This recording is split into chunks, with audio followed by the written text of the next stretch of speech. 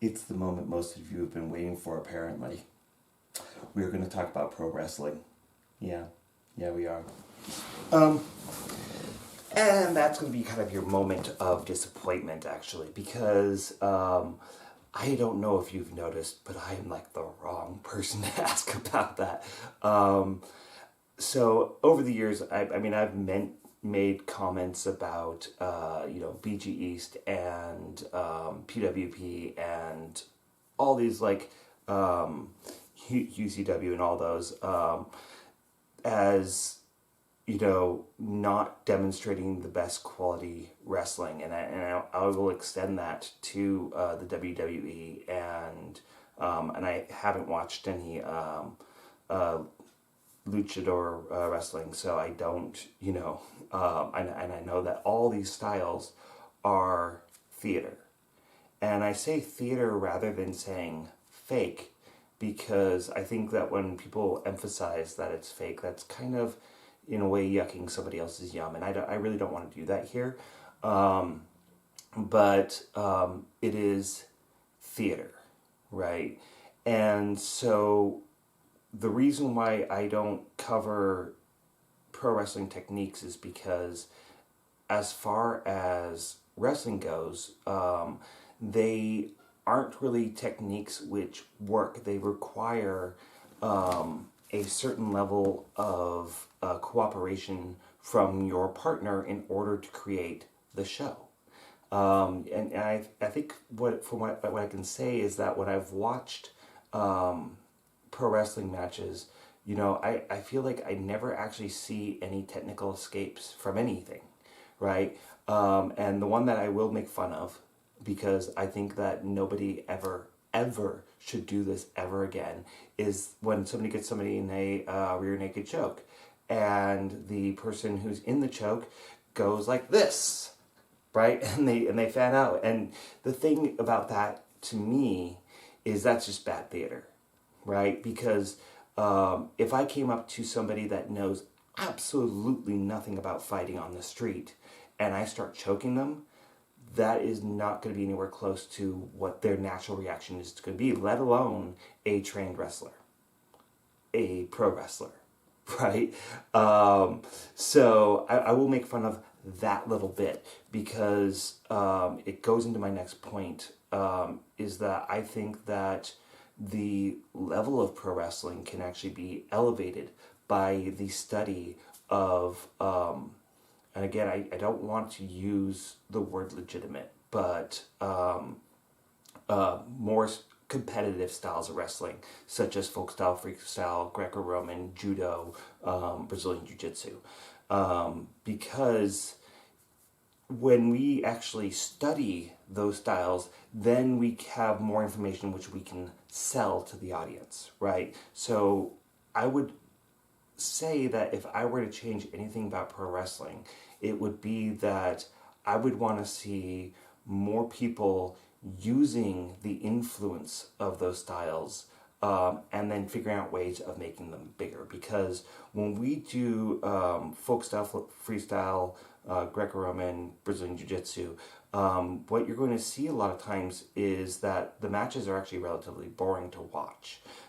Because unless you know what's going on, I just did my series on a deeper dive into kneecap passes, and I have to turn the skeleton around so that you guys can see what I'm doing with my feet, so what I'm doing with my knees. I'm paying attention to where I'm putting out my weight, and then I'm like paying attention to how I'm melting into the person to pin them to the ground and things like that. And that is all subtle details. And if you know what to look for and you're looking for those details because you want to learn, it can be exciting. But for a layman, watching it is just like he's just laying on top of him. He just like went over his leg, and now he's just laying on top of him. Now he's choking him, and it's not going to be nearly as exciting to watch as these big acrobatics that you see. And I'm not saying that you can't have those acrobatics, that you can't have partner cooperation in pro wrestling. But what I'm saying is, if you want to be great at pro wrestling, I would say start from a position of learning And don't think you even have to go the full gamut, but I would say start learning, take some judo classes, take some Brazilian jiu-jitsu classes, do a little bit of folk style, freestyle wrestling, some collegiate stuff, and learn some great moves, learn the foundations of those, because that's what you're going to be applying to your pro wrestling.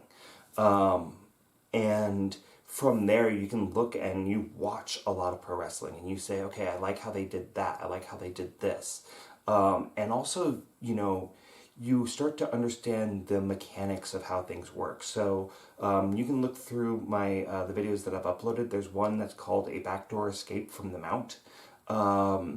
And so that's when somebody's mounted on top of you, you bridge to knock them forward, you put your hands in their armpits, and then you fling your legs up and put them in their armpits, and then you come out the back side, right?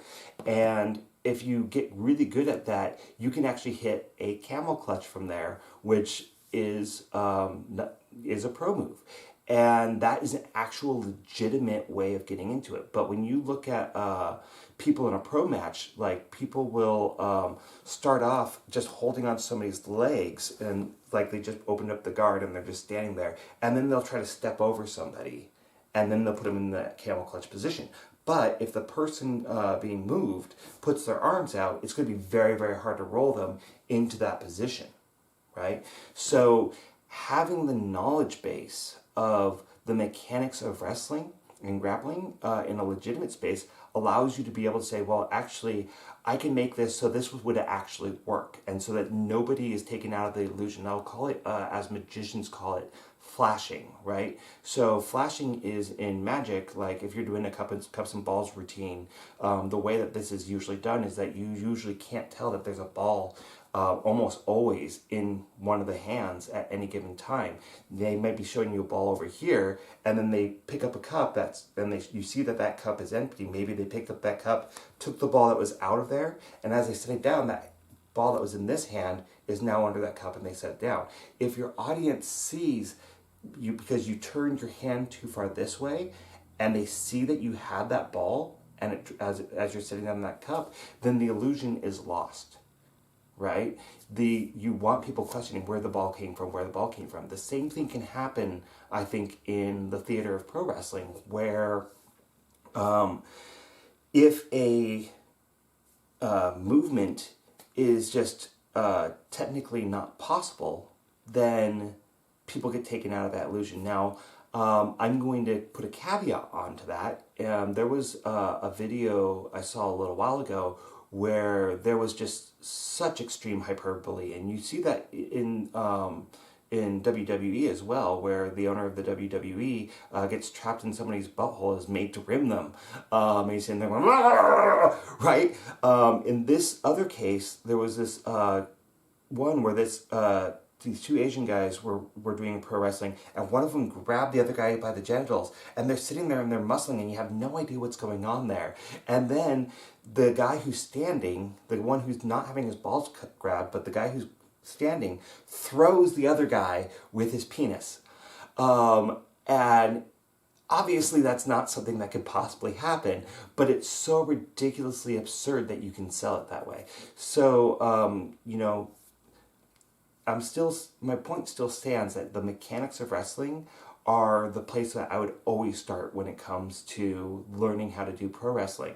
But that being said, you have the license to be absurd too. You have the license to be as big as possible. It's just, what are you trying to do? And, planning your script out, your choreography out, so that, what you can get away with and what's actually going to not take people out of that reality. So those are kind of my tips and thoughts when it comes to pro wrestling. But again, I'm coming at this as a complete and total outsider. I am not a pro wrestler. I do submission. And so I'd like to close out this video saying that, if you are a pro wrestler and everything I just said pissed you the fuck off, come be a contributor on this channel. You don't have to be here in Seattle. I will give you the passwords to this channel, or we can figure out a way for you to send me your videos and I will upload them. Because I absolutely want to support people in their journeys to being pro wrestlers if that's what you choose to do. And I think we do need more voices on, how do you do that? How do you get good at that? And since this channel is established already, come be a contributor for me. Same thing goes for collegiate styles. I haven't covered those really because I am such a beginner student when it comes to that I don't have the skill set right now to do it justice. So, you know, and same thing goes for submission wrestling, guys. I know some of the people that are on Meat Fighters and whatnot. You guys are black belts in Brazilian Jiu-Jitsu. You are more competitive than I am.